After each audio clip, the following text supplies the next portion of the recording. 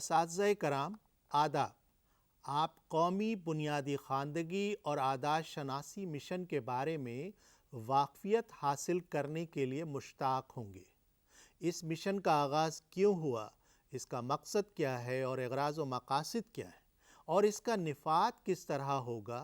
اس video میں آپ کے انہی سوالوں کے جواب دینے کی کوشش کی گئی ہے۔ قومی بنیادی خواندگی اور عادات شناسی مشن حکومت ہند کی ایک اہم پیش رفت ہے، جس کا مقصد اس بات کو یقینی بنانا ہے کہ ہمارے بچوں میں تیسری جماعت تک خواندگی اور عادات شناسی کی مطلوبہ مہارتوں کا حصول ممکن ہو سکے۔ بنیادی خواندگی اور عادات شناسی کے ہدف کو حاصل کرنے کے لیے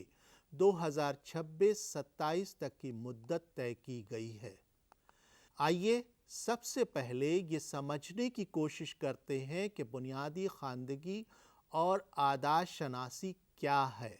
بنیادی خواندگی سے مراد ہے اظہار زبان اور گفتگو کی نشو و نما، ضابطہ کشی یعنی ڈیکوڈنگ آوازوں اور علامتوں کے حوالے سے، روانی سے پڑھنا اور تفہیم و لکھنا، جبکہ عادات شناسی کا مطلب ہے عدد کے بارے میں سمجھ قائم کرنا، شکلوں اور ان کے مقامی رشتوں، پیمائش اور ڈیٹا ہینڈلنگ وغیرہ کی فہم ہونا۔ آخر آج اس مشن کی ضرورت کیوں پیش آئی؟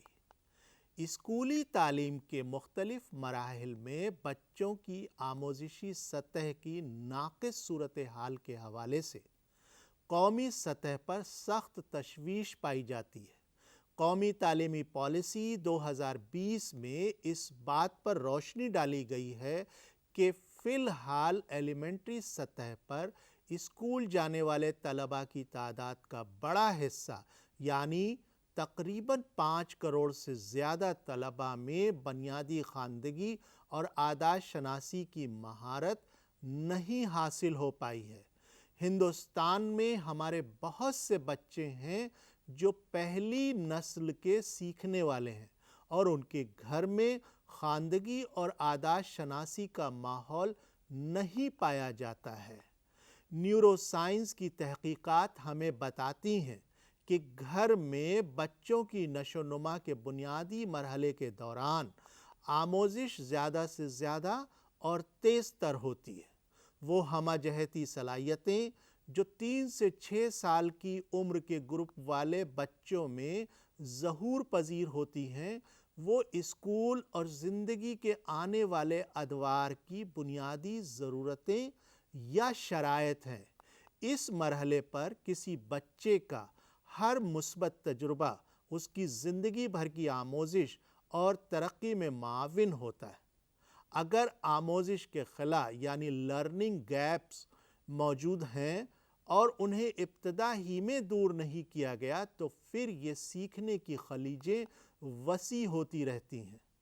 اور اس کے نتیجے میں بچے اپنی آموزش کی سطح میں پیچھے رہنا شروع کر دیتے ہیں اور سیکھنے کے نتائج کامیابی سے حاصل نہیں کر پاتے۔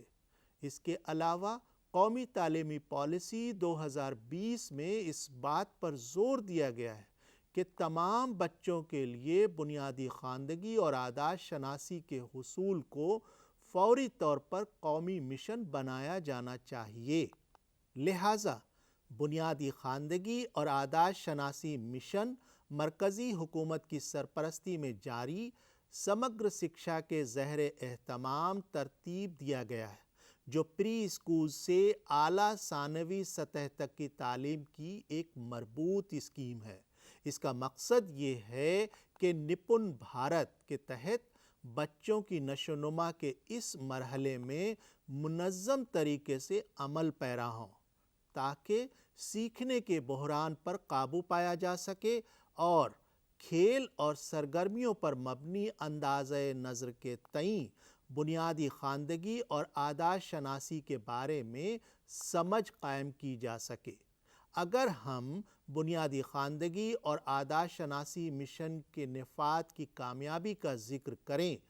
تو ہمیں اس مشن کا مقصد واضح ہونا چاہیے۔ آخر مشن کا مقصد ہے کیا؟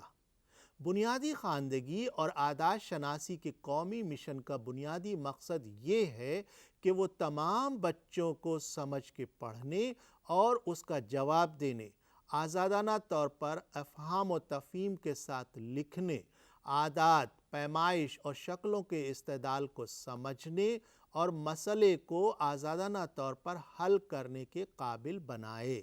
یہ پروگرام بچے کی جامع نشو و نما پر مرکوز ہے۔ کلاس کے تمام بچوں کو خوش، پراعتماد، سوچنے سمجھنے اور سیکھنے والا ہونا چاہیے۔ اس مشن کے بعض اہم اغراض و مقاصد اس طرح ہیں: کھیل، انکشاف اور سرگرمی پر مبنی طریقہ تدریس کو شامل کر کے اور بچوں کی روزمرہ زندگی کے حالات سے منسلک کر کے، نیز باضابطہ طور پر بچوں کی گھریلو زبان کو شامل کر کے کلاس روم کے شمولیتی ماحول کو یقینی بنانا۔ بچوں کو اس قابل بنانا کہ وہ شوق اور آزادی کے ساتھ سمجھ کے لکھ اور پڑھ سکیں اور ان کے اندر لکھنے پڑھنے کی پائیدار مہارتیں پیدا ہو سکیں۔ اعداد، اشکال اور ان کی پیمائش کے شعبوں میں منطقی استدلال کو برتنے کے قابل بنانا،